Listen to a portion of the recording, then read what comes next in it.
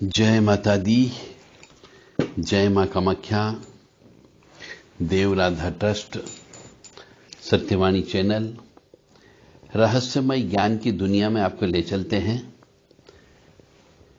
बहुत से स्त्रियों को पवन आती है,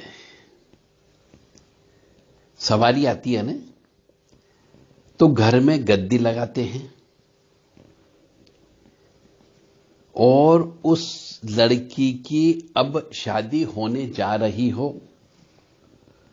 तो उस लड़की ने गद्दी की सेवा, पूजा पाठ वो सब मूल स्थान पर करना चाहिए या अपने ससुराल में भी कर सकेगी, और गद्दी से संबंधित देवताओं की साधना इत्यादि शादी के बाद कैसे करेगी? बहुत अच्छा प्रश्न है और ये होता है अक्सर।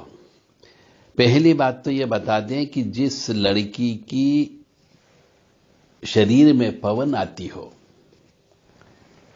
चाहे वो देवी स्वरूप वाली हो या देवता स्वरूप वाली हो, एक तो उसका पारिवारिक जीवन खराब रहता है, वह सुखी नहीं रहती है। पहला अर्थ यह है, क्योंकि जिस लड़की को गद्दी लगती हो, जिसके शरीर में पवन आती हो, सवारी आती है,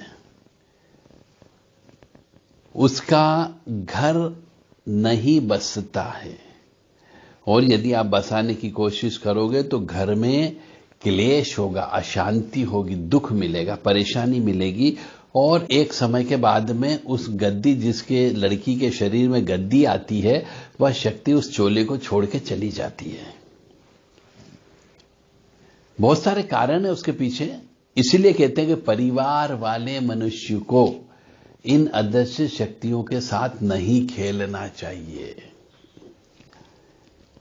एक तो वह लड़की है, स्त्री है, अब पति के साथ उसे सहवास भी करना होगा, संभोग भी करना होगा, कभी लड़की की इच्छा के विरुद्ध भी उसे सोना पड़ेगा, अशुद्ध अवस्था में भी आना पड़ेगा। और यहां तक कि कई बार जब हम कहते हैं कि नवरात्रि में, विशेष तौर से महाशिवरात्रि के दिन या फिर कृष्ण जन्माष्टमी के दिन, दिवाली की रात, होली की रात, इन रात को, या सावन के महीने में नागपंचमी के दिन, अमावस्या की रात को, स्त्री को अपने पति के साथ रमण नहीं करना चाहिए। और जिस स्त्री के शरीर में यह सवारी आती हो, पवन आती हो, अदृश्य शक्तियों का आना जाना हो, तो ऐसी स्त्री यदि इन दिनों में जो हमने कहा है सहवास संभोग करती है, तो वह शक्ति जो उसके साथ में है वह उसको परेशान करना प्रारंभ कर देती है, तरह तरह की बीमारियां दे देती है, घर में क्लेश, अशांति हो जाती है, तिल का ताड़ बनने लगता है, राई का पहाड़ बनने लगता है, और अंततः घर बर्बाद हो जाता है। तो एक तो विवाह जिससे भी करे वह समझदार व्यक्ति होना चाहिए, संयमित व्यक्ति होना चाहिए, धर्म कर्म वाला व्यक्ति होना चाहिए। यदि हवसी व्यक्ति मिल गया तो उस लड़की की जिंदगी नर्क बन जाएगी। फिर वह गद्दी की सेवा कैसे कर पाएगी? और गद्दी से संबंधित देवताओं की साधना तो वह कर ही नहीं सकती, क्योंकि उसके बच्चे पैदा होंगे, गर्भवती होगी, मासिक धर्म से होगी, अशुद्ध अवस्था में होगी।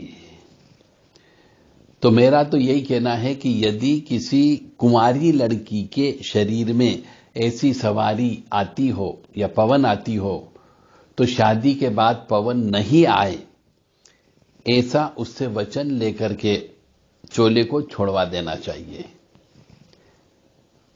और यदि ऐसा नहीं हुआ है और विवाह हो गया है, तो ऐसी स्त्री अपना संयमित जीवन व्यतीत करे, अपने पति को भी समझाने का प्रयास करे, और उसको भी जो शक्ति उसके शरीर में आती है पवन के रूप में, उसका मान सम्मान करने का पति को और पति के परिवार वालों को भी बोलना चाहिए कि वो उसका मान सम्मान करें, और उनकी जो नियम कानून, उन नियम कानून का पालन करे। तो वह पति के घर में सुखी रह सकती, अन्यथा नहीं रह सकती। जय माता दी, जय मां कामाख्या।